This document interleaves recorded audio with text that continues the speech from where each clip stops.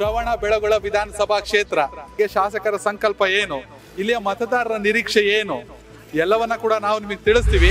ಈ ಜಿಲ್ಲೆಗೆ ಒಂದು ಕೈಗಾರಿಕಾ ಫ್ಯಾಕ್ಟರಿ ಅಂತಂದ್ರೆ ಇನ್ನು ಒಳ್ಳೆದಾಗಿ ತುಂಬಾ ಕೆರೆಕಟ್ಟೆಗಳನ್ನ ತುಂಬಿಸಿ ನಮ್ಮ ಜನಗಳಿಗೆ ರೈತರಿಗೆ ಸಹಾಯ ಮಾಡಿದ್ದಾರೆ. ಉದ್ಯೋಗದ್ದೇ ಒಂದು ಸಮಸ್ಯೆ ಇರೋದು, ಅದ್ ಬಿಟ್ರೆ ಬೇರೆ ಆಲ್ಮೋಸ್ಟ್ ಯಾವ್ದು ನಮ್ಮ ಚನ್ನರಾಯಪಟ್ಟಣ ಆಲ್ಮೋಸ್ಟ್ ಸಮಸ್ಯೆ ಇಲ್ಲ.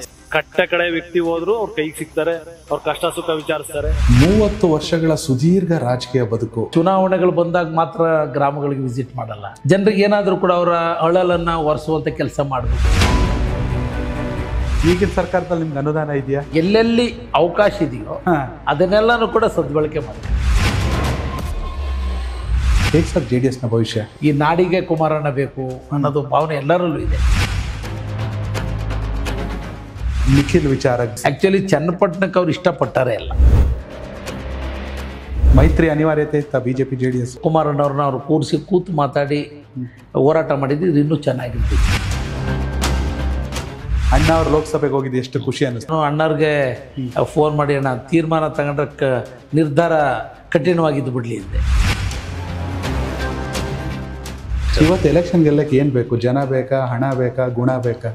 ನಾನು ಸರ್ವಿಸ್ ಓರಿಯೆಂಟೆಡ್ ಪಾಲಿಟಿಕ್ಸ್ಗೆ ಎಲ್ಲೋ ಒಂದು ಕಡೆ ಹೊಡೆತ ಬೀಳ್ತಾ ಇದೆ ಅನ್ನೋದು ನನ್ನ ನಿಮ್ಮ ಕನಸಿನ ಚನ್ನರಾಯಪಟ್ಟಣ ಬದಲಾಗಿದೆಯಾ? ಡೆವಲಪ್ಮೆಂಟು ಆಗ್ತಾ ಇಲ್ಲ, ಅದೊಂದೇ ಒಂದು ನಮಗೆ ಬೇಸರ. ಇದು ಹಾರ್ಟ್ ಅಟ್ಯಾಕ್ ಅಂತ ವ್ಯಕ್ತಿ ಇದ್ದವ್ರಂತವ್ರಿಗೂ ಬಹಳ ಜನಕ್ಕೆ ಸಹಾಯ ಮಾಡಬೇಕು. ಈಗ ಯಾವುದೇ ಕೆಲಸ ಆದರೂ ತಗೊಂಬಂದು ಕೆಲಸ ಮಾಡಿಸ್ತೀನಿ ಅನ್ನೋ ಇದು ಅವ್ರಿಗೆ ಐತೆ.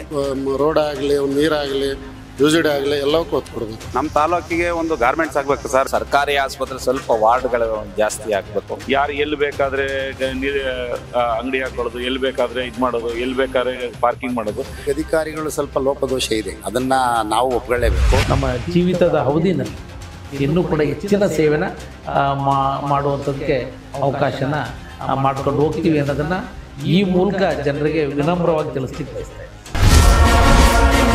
ಕನೆಕ್ಟ್ ಕರ್ನಾಟಕ, ಇದು ನಿಮ್ಮ ನೆಟ್ವರ್ಕ್.